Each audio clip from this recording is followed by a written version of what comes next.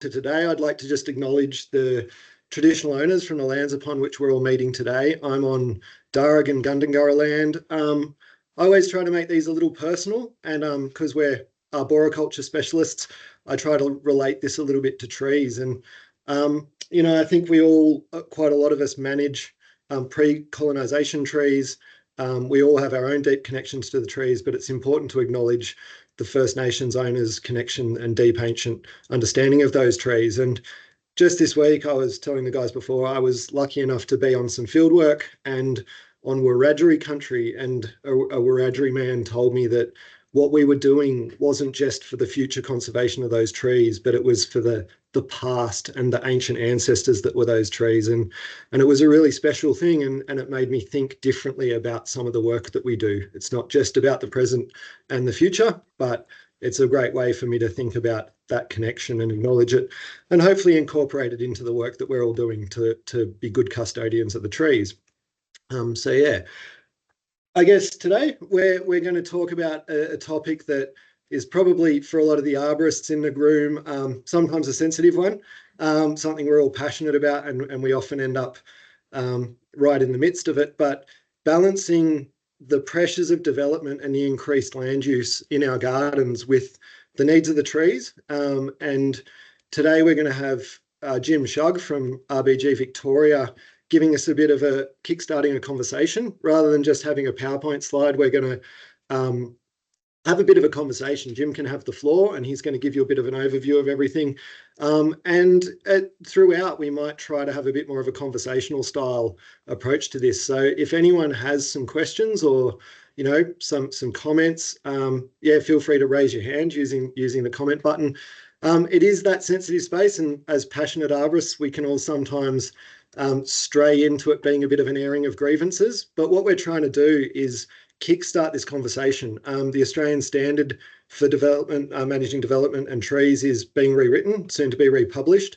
And what we're trying to frame this conversation around is how that applies to the unique context in botanic gardens. Our trees are different. They're often quite significant. And the dominant paradigm in society is one of pro-development, yet in our gardens we have different priorities. So, and we're also just trying to make sure that you all know that there's a network here that we can all support each other with. And some of the local government botanic gardens might have really good practices here when they've got good urban forestry managers sort of guiding the processes for them. So sometimes with the capital city botanic gardens, we might have a different approach. So yeah, that's what we're hoping to pull together.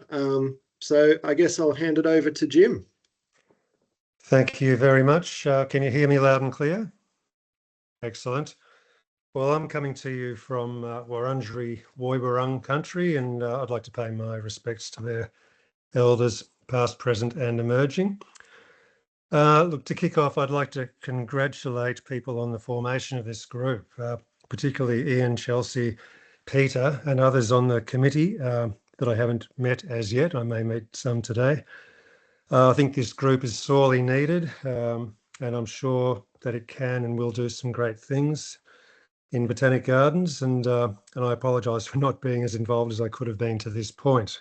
Hopefully that's all about to change. So to introduce myself, look, I've been captivated by the wonder, mystery and awe of trees for a very long time. So it was natural that I eventually found myself attempting to derive an income from working in tree care. I studied at TAFE and applied for a job at the Royal Botanic Gardens, Melbourne, as it was then known, in 2003. The Gardens seemed to be a place in this industry that was suitable, and I've been here ever since in the role of arborist. So whilst at the Gardens, I undertook further study at diploma and graduate level, and I think these two qualifications equate to AQF level 8. So to introduce you to my team, we've recently expanded to a team of 5, so we're relatively well resourced. We have 3 in the arborist role. There's Peter Burby, who's here with us now. I've worked with Peter for over a decade. We've recently recruited another arborist, James Hammond, and then there's myself filling out the 3 roles. We also have an enthusiastic trainee, Henry Blackmore, and we're managed by Charlie Carroll. And it's a joy to work with these 4 fine fellows, and I feel fortunate to have them as colleagues. So to give you a bit of context around the Botanic Gardens that I work at, which is now known as Royal Botanic Gardens Victoria. It was established in the late 1840s. The site at South Yarra was until recently regarded by some heritage specialists as the most significant historic garden in Australia. We also manage a site at Cranbourne to the southeast. Now, this site at South Yarra was regarded in such high esteem as a historic garden because of its intactness.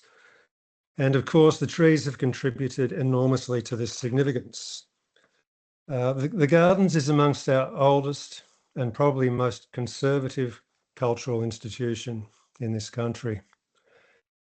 In the 1990s, the Gardens was restructured. It was part of the state public service before then, but the Victorian government passed legislation in 1991. It was the Royal Botanic Gardens Act. And the legislation created a public sector agency that was separated from the public service and with its own board.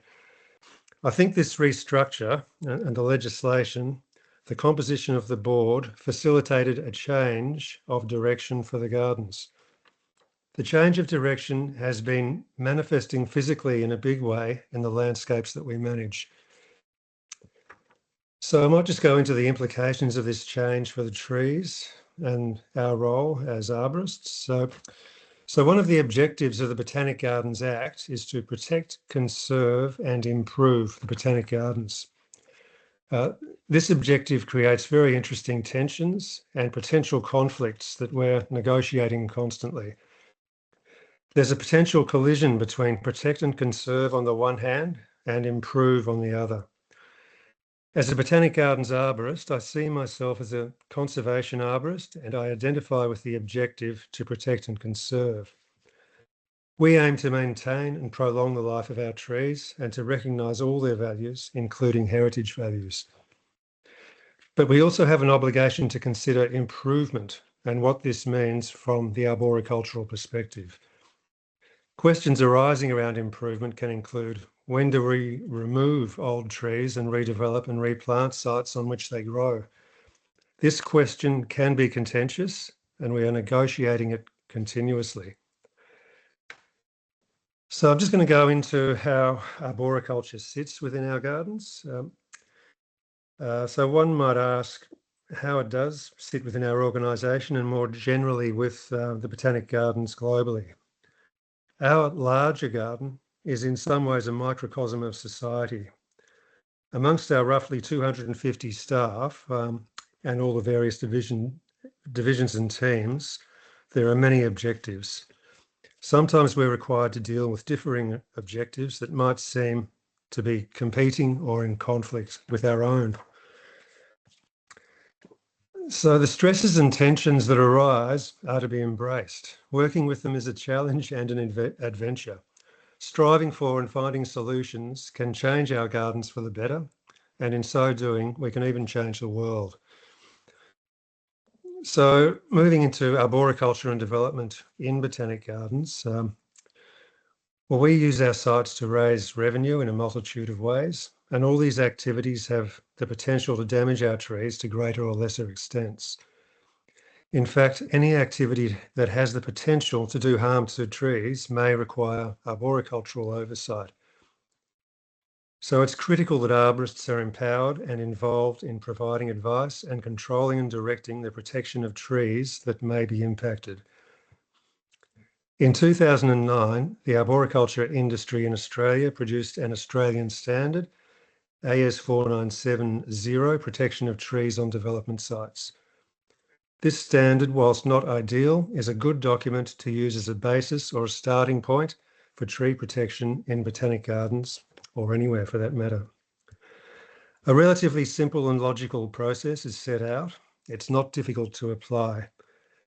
Critical is the involvement of an arborist, deemed the project arborist by the standard, at the earliest stage. the concept stage of a proposed development or activity. Correct application of the standard should mean that high retention value trees are identified very early. Designers can then provide these trees with sufficient space, that is, above and below ground resources, for such specimens to be retained, not damaged, and therefore remain viable. So the standard sets out measures to protect trees during construction or other activity. And by the way, depending on planning controls in place, organisations can still elect to remove trees that are identified as having high retention value. All this is very topical at this moment because we have a development underway right now at South Yarra. It's called Australian Drylands.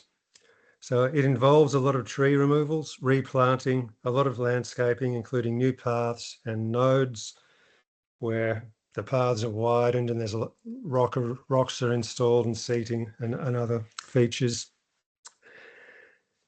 In addition to this, if planning permission is granted, new buildings are going onto this site. And the site has been a garden bed since the 19th century, by the way. There are many conflicts with trees to be resolved, so it's challenging arboriculturally.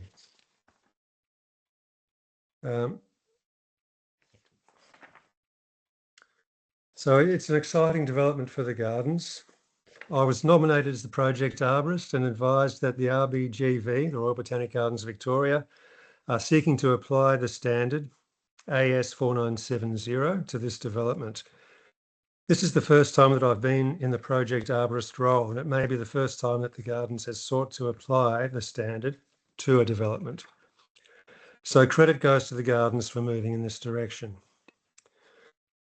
The context within a botanic garden setting is certainly unique.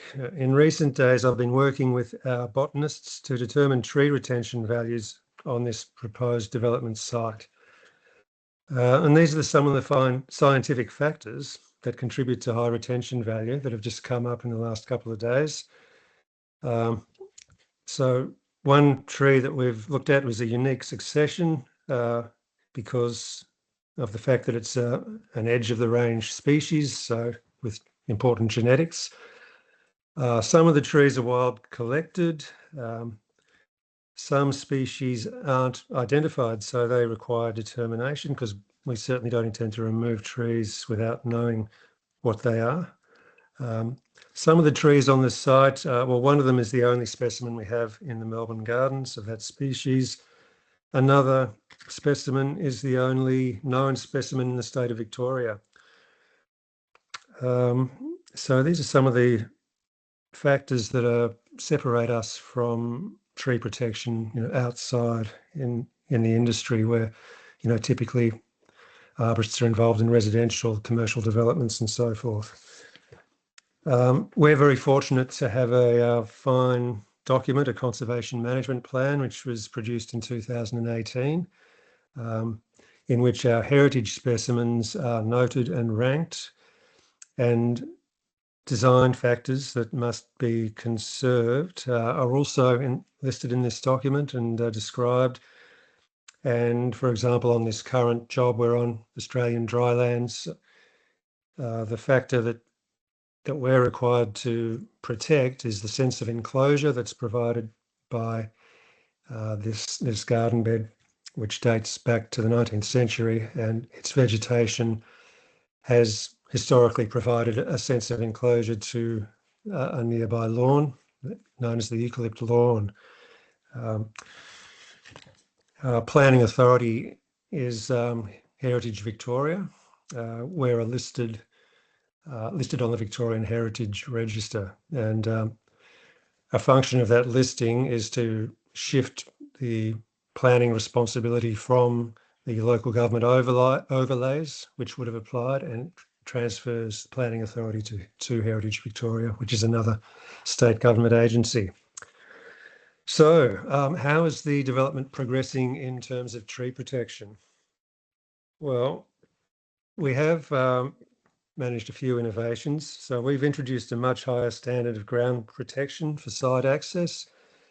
So we've hired at considerable expense. There's really heavy duty kind of temporary road, I guess you'd describe it. And I'm sorry I don't have a slide to show you, but yeah, it's just a massively beefed up version of a track mat. And we've had 20-ton tippers coming in with rocks, and hasn't been appreciable compaction of the soil on site with these in place. So that's been really good. We've had problems with trying to get away with using flimsy track mats in the past. We've used compressed air to excavate in order to avoid root damage where we've been installing irrigation. So there are a couple of the things that have been good to see, but it does remain challenging for non-arboricultural staff to understand the importance of tree protection, and this is a major issue that we're up against. And so getting compliance with tree protection requirements has been difficult. So the question arises, what can we do to improve the recognition of the importance of tree protection? So education. I've suggested that we produce an educational module to be delivered to all sectors of the organisation that may intersect with trees to help colleagues understand tree physiology, how trees are vulnerable, and how tree protection is applied. There just seems to be a lot of ignorance and failure to understand these issues, particularly, of course, as we probably all know, with roots. If you can't see them, people aren't worried about them. So anyway, maybe BARB could be involved in producing an educational module that could be used around our BGANZ network of gardens. So I'm interested to hear what your views on that. It's really important to realise that as arborists in Botanic Gardens sector, we need to advocate for trees and their protection within our organisations. And this is particularly up in the management stratum, because in our own organisation, it's quite hierarchical. But yes, all of us need to consider that. And this may be an area where BARB could also have a role. And I read a suggestion this week, and I think it was from Chelsea, in relation to supporting smaller, less resourced gardens with their tree protection. And this is another area where I think BARB could have a role. So just to finalise, as arborists in Botanic Gardens sector of our industry, we can reasonably aspire to be the finest exponents of tree protection, providing an example to the wider industry. Perhaps in some of our gardens we are already there, and at this point I look forward to hearing from you arborists out there in the BARB network. So I'll throw over to you for questions. Thank you very much. Yeah, thanks, Jim. It's very thought-provoking. I think you hit a lot of things on the head. Well, I know a lot of us are dealing with it. Myself up at our organisation, the Royal Botanic Gardens Trust in Sydney, with our 3 gardens, we're working on a draft tree protection policy at the moment, and it's a big document. We're really taking that educational approach. It was nice you mentioned the education module there. That's what we're thinking about. We think often a lot of the problems arise from a lack of understanding around what happens to trees, and I think about resourcing. Some of you who, please don't anyone in the audience think that I'm patronising or anything. We know that not everybody knows what the arborists know, and there's some really simple things and some great resources, like a book that a lot of arborists know about, Up by Roots by James Urban. A lot of things come from that, and a really eminent scientist from America called Kim Coder, who writes some really simple things. And I'll digress into this a little, but and open up to any questions. But a lot of people don't realise the soil compaction, and Jim mentioned the impact on microscopic roots, but that Kim Coder writes that one person walking on a path once a day for 100 days adds the same amount of compaction to the path as 100 people walking on that path on the same day. They also equal the equivalent in PSI pressure of foot traffic to that of a giant Mack truck. So these things that people aren't aware, and that root soil compaction is often forever. Kim Coda also writes, and this is a couple of factoids, and this is what we're hoping to educate people with, is that soils can be compacted to 90 to 95% of what they can be compacted to in as little as 3 to 4 trips over that site. So, when we talk about tree protection, we're really looking at proactive measures. We're looking at these, getting ahead of it, having this planning process, and raising awareness of the Australian standard. And we're also trying to tackle, I think you touched on, Jim, the significance part. Not all trees' significance are equal, even when they're all heritage trees. But for Botanic Gardens, our trees are often significant from the starting point. By default, our trees are more significant than those out in the public domain quite often, especially in these big old heritage gardens that a lot of people manage. So yeah, I think there's a lot there. I'm really keen to hear if anyone's got any questions, and please, there's no silly question. If you're not an arborist, and you're new to this space, please throw anything out there, and we're here to help.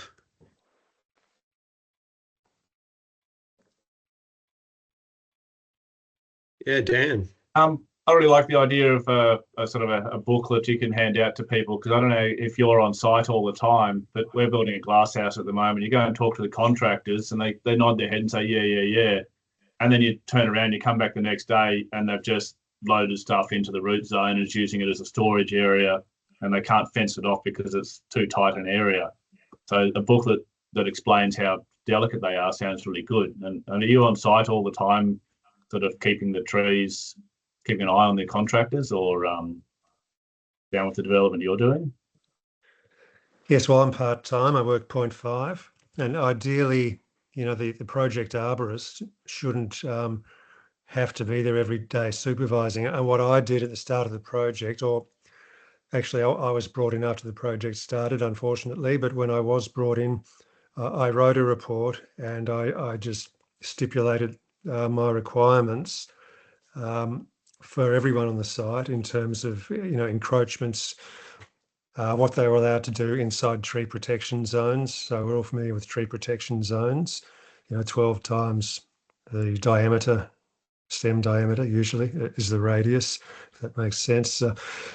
Yeah, so stipulated no excavation within tree protection zones, things like that. No machinery to transit tree protection zones without the ground protection being installed, all those sorts of things. And the contractors that we had, that they were, they tried a bit. I found when I wasn't there, I was coming in when I wasn't scheduled to come in, and then I was finding things were going on and had to pull them up, but they did improve as things went along. But yes, getting them to comply is not easy, and damage can happen, unfortunately. But so I think it's important, to have project arborists appointed and resourced and given the authority to have control over tree protection, and there needs to be some maybe a bond or something in some cases, if required, if it's thought that maybe there's going to be issues, with non-compliance. Yeah, Jim, have with being engaged in this sort of good approach with RBG Victoria taking on, from the beginning adopting the standard, was there good early engagement? Like, one of the things we're really pushing for, and it happens, and sometimes it happens better than others, but I read a great line in your tree management plan where it just simply said the arborists are highly qualified and have a lot of knowledge about how to design and balance these problems. And we often encounter issues where just design modifications from a very early consultative process lead to outcomes like pier and beam footings instead of strip footings. Again, my old mate Kim Coda writes this great line that I'm starting to adopt, where when design is done in an ecologically literate way that understands the way trees grow, you get better outcomes for the trees. And has there been some design modifications and adaptations there from you guys being involved earlier on? Well, yes, it's starting to work. Initially, the project I'm on was divided into 2 stages. Stage 1 is landscaping. Stage 2 is going to be buildings. If they go ahead, they're not approved, as I understand it, at this stage. But so stage 1, I was brought in late, unfortunately, and so what happened was I described it in my report as design as you go along. So the landscaping, paths, the nodes, the placement of design elements, although there was a plan drawn, it wasn't designed to be adhered to closely. Some things could move several meters, which was quite alarming to me.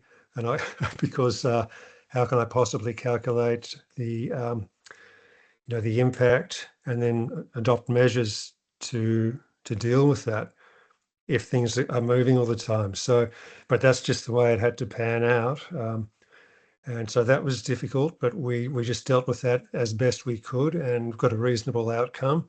It was tricky though, and ideally you would have a design surveyed accurately onto plans and then constructed on the site accurately. So I don't know if anyone else here has been in that situation in Botanic Gardens where there's a sort of flexibility around what actually is constructed or installed. But yeah, that makes it very difficult if it's not clear at the outset. Now with stage 2, which is a difficult installation of buildings into areas where there are large, significant and historic trees that are going to be impacted. We've been having ongoing conversations for a long time. It seems like it's probably about a year or maybe a bit less to try and work out how we're going to do it. We've got a building going in between 2 very large old figs, and another building going in close proximity to a river red gum that we think is pre-settlement, and we also think it's going to be very vulnerable to disturbance. And the river red gum is going to have at this stage its tree protection zone encroached. So it's at the ongoing stage of debate, toing and froing with the architect and various other parties to try and get the best outcome. But it's difficult. There's a lot of momentum behind the development. And the trees are in a hard place, and we're there to protect them. So things are moving in the right direction. Having said that, we'll just wait and see what comes back in the next iteration from architects. I'm interested. I mentioned earlier, is anyone? I'm not sure if anyone in the audience. Are there any people from the local government-run Botanic Gardens that might actually have some, really good examples where your urban forest managers or people have been involved in these processes to get good outcomes? I'm always intrigued when there are we've had some good ones here where we've managed to get pier and beam footings put in. And often, people I know in Sydney City Council actually have some really wonderful outcomes in a city that's being developed all the time. I mean, is there anyone out there that's got some good examples of where this has gone well, or okay if there's no one? Yeah, Richard. Yeah, so I'm a tree preservation officer with Armidale Regional Council, and we've had in place a tree preservation order since the early 2000s. My background is I'm a trade horticulturalist. I've done a lot of study around arboriculture as well. And while I don't carry a arborist qualification, I have been benchmarked against arborists. So I'm used as a technical reference.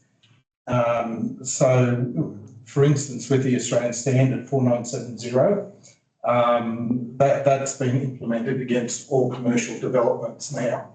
And And the main issue we're having up here with this, so when I first started in the role, which was in 2017, we had no AQF5s within 300 kilometres of the local government area. We now have two that are reliable, and it's educating them. So internally, so the main battle we've had here, I'm a one-man band, and it's educating not only the internal managers, but the customer of the development as well, that you get a better outcome when you start looking at tree protection, retaining certain trees, because in Armidale we have a lot of exotics, we have a lot of autumn colours, and we have trees that are from the 1880s and 1860s that are still growing well and are rare within Australia because of our cold climate. And one of the biggest challenges is of late has been training as arborists. So I've pushed for internal training of internal staff to be arborists, only to find that under TAFE, they have to go to Sydney once a week for 2 years. So it's a day travel down, a day at TAFE, a day travel back. So 3 days out of a working week is spent in Sydney to be trained as an arborist. So we're completely reliant on people coming in from outside. So there's a lot of other constraints that fall in, but the progress is slow. So we've been able to get people to redesign new houses, for instance, where their driveways are going in order to retain trees under 4970. And it is slow, it's piecemeal. We do have Arboretum, and we have two other parks that we've included as well. One is Central Park, which is State Heritage listed, and it's high Victorian layout, very valuable trees. And the other one is a Jimerick Dam site, which is an old water reserve, 223 hectares of native vegetation. And it's getting, so our challenge is one, education, both for training and for, as you were saying with the booklet, that need for our internal organisation to have that information that we can provide to the property owners or the developer, but also inform our managers as well, because we get that political pushback. We get that, development must go ahead. And often the view of Australians is one of, you've got to clear the land in order to see or to put a good development in place. So we are progressing and we are getting those wins. So the Central Park, for instance, was only just listed in 2018 as State Heritage. And prior to that, it was very low level. But bringing these standards in, hearing that they're going to be reviewed shortly, that's really good news, because there's shortcomings there. But also we have large areas of large heritage conservation areas within town as well. So probably about a quarter of the town is under heritage conservation, and that comes into a range of mainly conifers is the main theme throughout the town in those areas, and it's providing that pushback, always putting that pressure on. I find I'm always under a lot of pressure to approve removal of trees, and having that information to justify and to back up how you made those decisions and where it's come from is critical. So, but also, and as I said, there's a huge shortcoming in actually training up arborists. This council, it's almost impossible for us to train arborists because of that requirement to travel to Sydney for a face-to-face. But we have had some significant successes as we started to implement our tree preservation order, as we started to put the Australian standards in place. But it's always been an institutional education process first. You've got to have that backing. You've got to have that backing from your management of the importance and raise how important vegetation is. And regardless, like botanical gardens, yep, absolutely.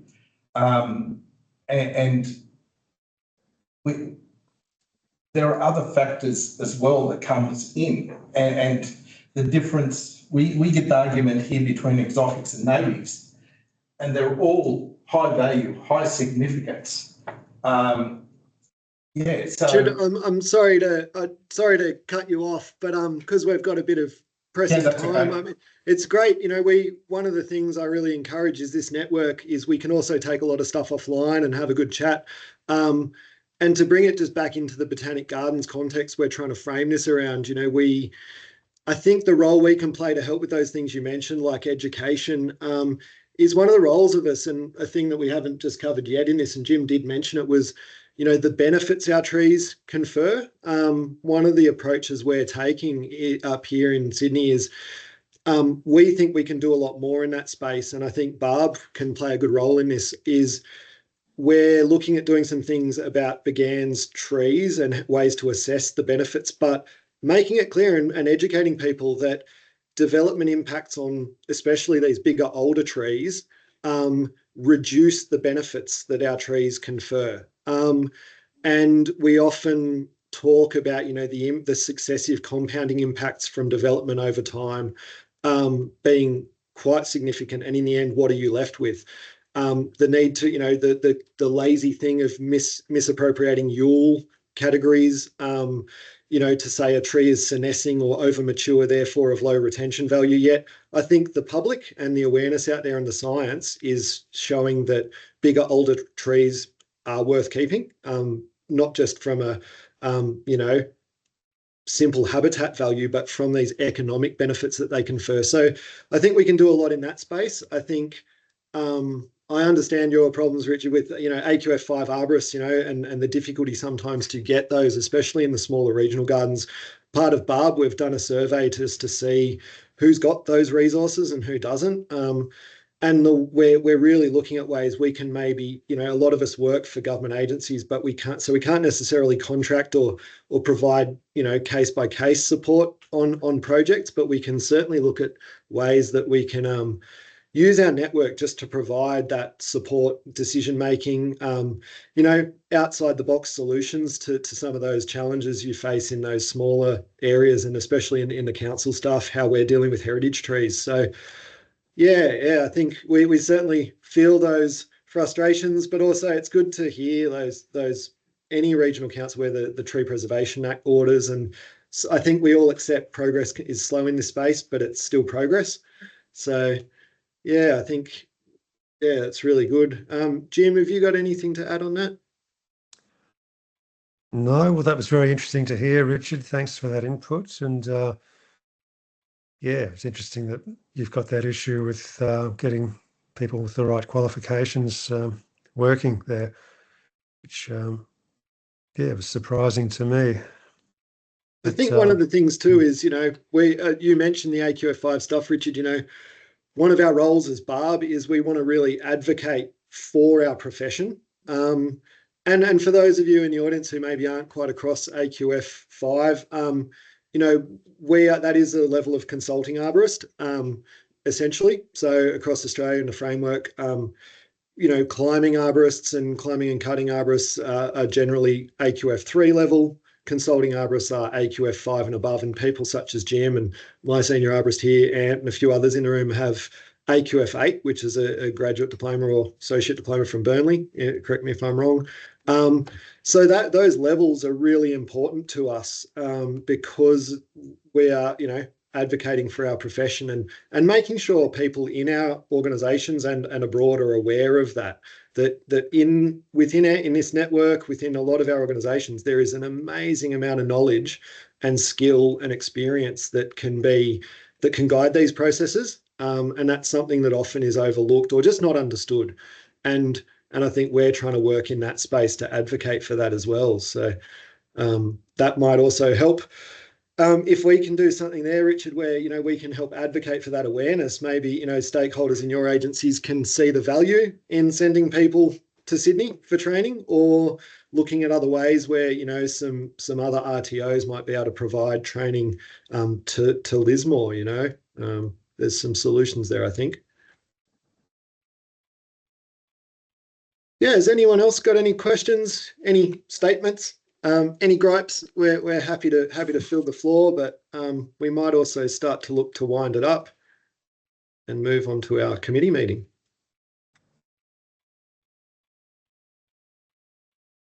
Bit of science. Well, again, please reach out to the network. You can see my email address is on the BARB page on the BGANZ website, so I'm happy to take that anytime. We've got a network contact list that we're working on. I've got that in a format at the moment. I'm just working with Rebecca from BGANZ to look at how we can best distribute that, but I do also have a bit of a working email list. So yeah, anyone who wants those contacts, anyone who's dealing with issues, please feel free to email me, and I can distribute that contact list to you. And there's some wonderfully knowledgeable people on there, such as Jim and a lot of the people in the BARB committee. So yeah, we're absolutely there to help and see how we can all get together, you know, on some of these issues, and keep sharing some of the work we're doing behind the scenes as well. Excellent. Fantastic. Well, I guess that's probably everybody's lunchtime well and truly taken care of. So yeah, thank you it's dinner again, time over everybody, here. for joining in. And I should have just mentioned too, some of this is a bit Australian centric, so but we're absolutely there for our counterparts across the Dutch, and you know, interested to hear some of the things over there, you know, anytime.